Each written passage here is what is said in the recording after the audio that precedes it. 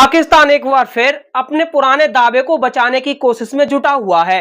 दावा वही जो पिछले साल मई में किया गया था। पाकिस्तान ने कहा था कि उसने भारत के कई लड़ाकू विमान, जिनमें अत्याधुनिक राफेल भी शामिल थे, उन्हें मार गिराया है। लेकिन अब एक नया विवाद सामने आ गया है, जिसने पाकिस्तान के इस दावे पर फिर से सवाल खड़े कर दिए हैं। दरअसल भारतीय वायुसेना ने अपने सभी 36 राफेल लड़ाकू विमान के रखरखाव और तकनीकी सहायता के लिए एक ब्रिज सपोर्ट टेंडर जारी किया है। जैसे ही यह जानकारी सार्वजनिक हुई, पाकिस्तान में फिर बहस शुरू हो गई, क्योंकि अगर पाकिस्तान का दावा सही माना जाए तो भारत के पास अब 36 नहीं बल्कि उससे कम राफेल विमान होने चाहिए थे।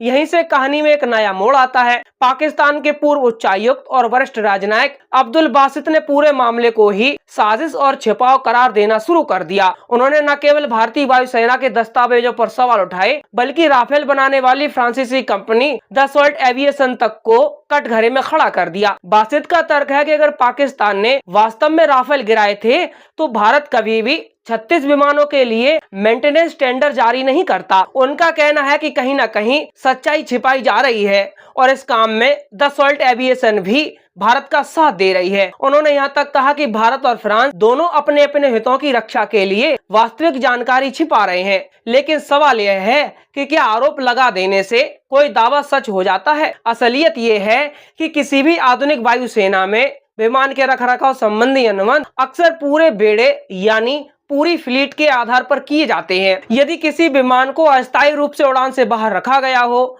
मरम्मत चल रही हो या किसी अन्य कारण से परिचालन में न हो, तब भी अनुबंध कुल फ्लीट संख्या के आधार पर बनाया जा सकता है। इसीलिए केवल टेंडर में 36 विमानों का उल्लेख होना अपने आप में किसी दावे को सिद्ध या खारिज नहीं करता। पाकिस्तान के पूर्व राजनयिक ने अपने तर्क को मजबूत करने के लिए यह भी कहा कि दसॉल्ट ने पहले तकनीकी खराबी के कारण एक राफेल विमान के दुर्घटनाग्रस्त होने की बात स्वीकार की थी। उनके अनुसार यदि एक विमान कम हो गया था तो अनुबंध 35 विमानों के हिसाब से होना चाहिए था। लेकिन रक्षा विशेषज्ञों का कहना है कि यह तर्क तकनीकी और प्रशासनिक प्रक्रियाओं को समझे बिना दिया गया प्रतीत होता है। किसी भी सैन्य अनुबंध में फ्लीट स्ट्रेंथ, रिजर्व पार्ट्स, प्रशिक्षण और भविष्य की जरूरतों को ध्यान में रखा जाता है। सबसे बड़ा सवाल यह है कि अगर पाकिस्तान का दावा इतना मजबूत है तो उसके समर्थन में सार्वजनिक रूप से उपलब्ध ठोस सबूत कहाँ हैं? आधुनिक युद्ध में किसी लड़ाकू विमान को मार गिराना केवल बयान देने भर की बात नहीं होती।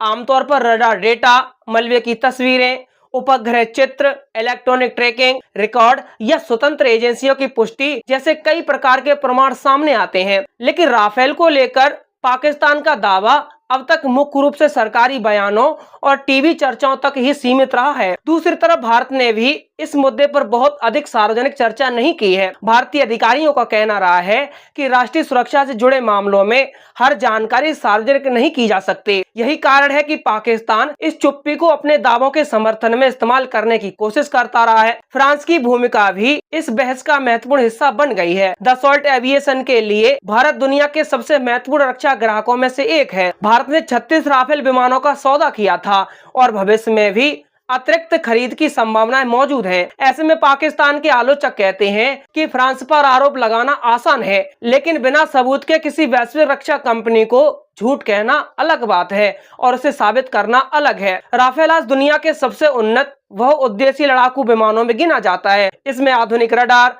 इलेक्ट्रॉनिक वॉरफेयर सिस्टम, लंबी दूरी की हवा से मार करने वाली मिसाइलें और अत्याधुनिक सेंसर लगे हुए हैं। भारतीय वायुसेना ने इसे चीन और पाकिस्तान दोनों मोर्चों पर अपनी क्षमता बढ़ाने के लिए शामिल किया था। यही कारण है कि राफेल अब केवल एक विमान नहीं है, बल्कि भारत की सैन्य शक्ति का प्रतीक बन चुका है।